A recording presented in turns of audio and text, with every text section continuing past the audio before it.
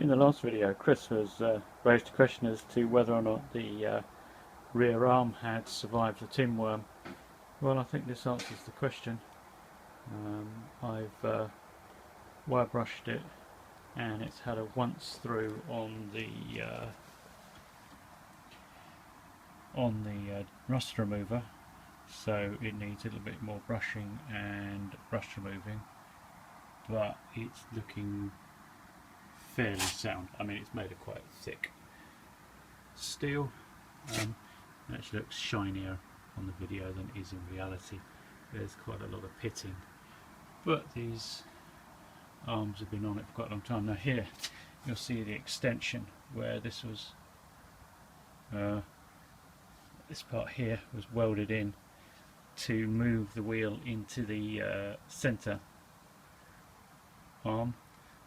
Otherwise, I think I was saying it's a bit like a modern single-sided suspension arm on a motorbike. In fact, I saw one the other day.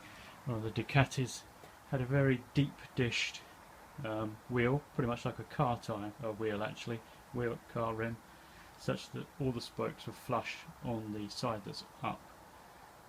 When the bike's on the side stand, inside there was a disc and the chain. I assume it was chain, I think it was chain, all sitting within the wheel rim, as I say, just like a car does. So this is pretty much how this operates. It's just like a single-sided swinging arm, only because it's a four-wheel car it would have two of them.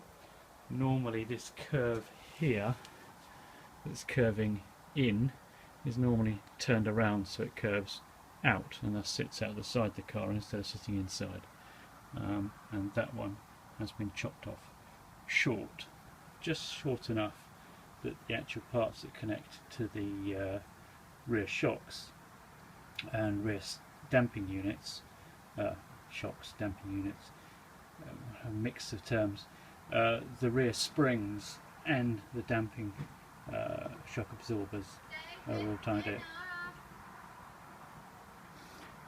So there we are, and I've been called. So I need this to leave this. It's wet, so it'll go a bit rusty overnight.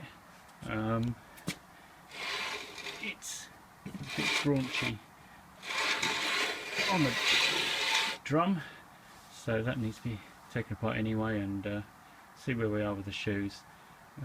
Maybe the wheel bearing is okay, we'll see.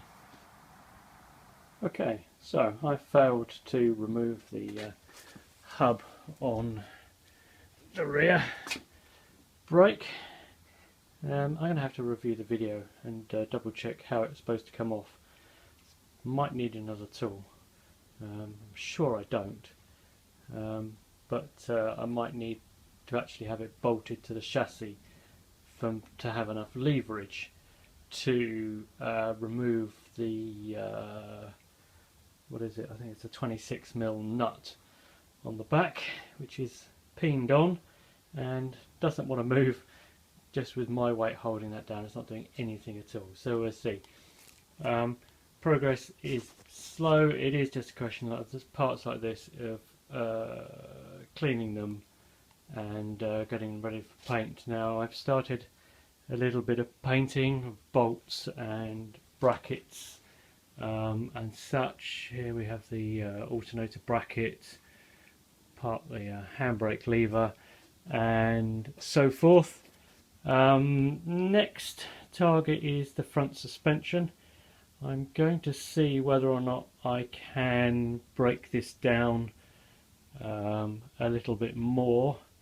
I'm not going to try it on camera because I'm not sure my battery is going to last, but see what I can do on one side. If I can, I've got some battery, I might see if I can put the rest on video, but again, it's a question of removing large bolts or nuts in this case, whilst the suspension is flopping around, not attached to anything, so it may be doomed to failure.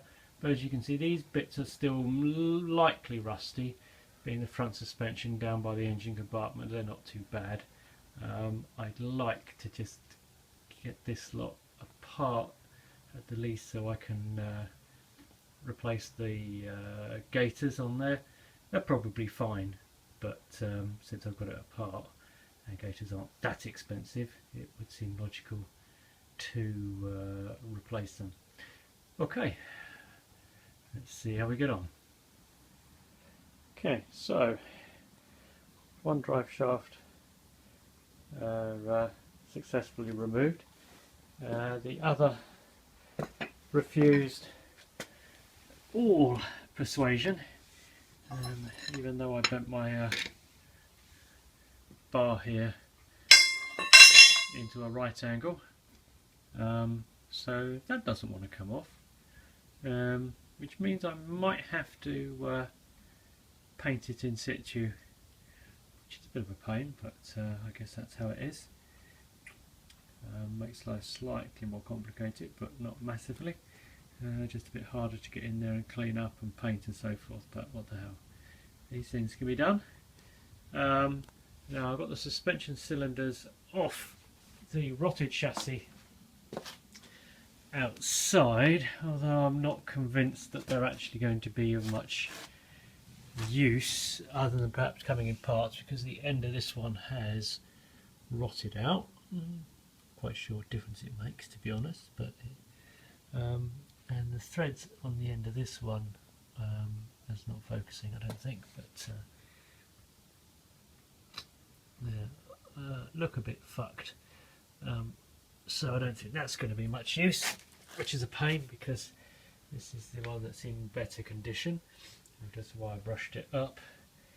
So I might actually have to grind the weld off both of these and see if between them they can yield some usable parts should I have problems with my other ones. Now they're actually the wrong way round at the moment, because these rods have a short one and a long one, and at the moment I have them the cylinders turned round, so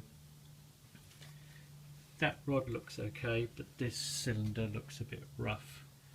I've no idea what the springs inside these canisters are like, but unfortunately Citroen didn't make them serviceable, well, not without a welder and grinder anyway.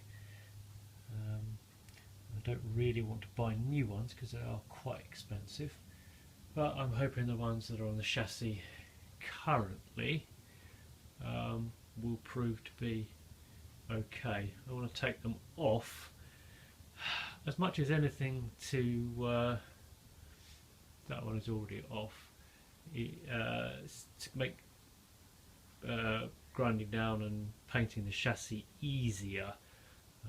It's very easy just to leave them on there, but really they need to come off. Anyway, so I'm just going to try a little bit of degreasing of this shaft.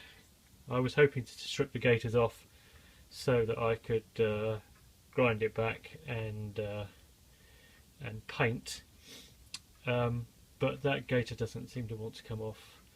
Not terribly surprisingly, I guess, but it doesn't want to come off, and I'm not sure I want to force it, which means that I probably need to take the gaiters off this one. This is the gaiter off there.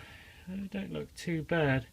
I mean, they're covered in crap, but I don't think they're actually perished, so I think I probably want to give these a scrub up before I go buying new ones. I really should buy new ones, really. My instinct tells me to buy new ones while I've got these apart and I can actually do it. It's not a major job to do them while they're on the car, to be perfectly honest. It's just a question of unbolting that, sliding this off the end of that, and slipping the gaiters on. But I've got it apart. It would be nicer if they were new. Anyway, you can't see the rust under all this grease that's now all over it. So task at the moment is just to degrease this and then have a look at painting it and putting it back together. I'm hoping that grease nipple is going to come out, because it's the only way that gaiter comes off. Fingers crossed. Maybe I should lubricate it while I'm here. Anyway, see you next time, and thanks for watching.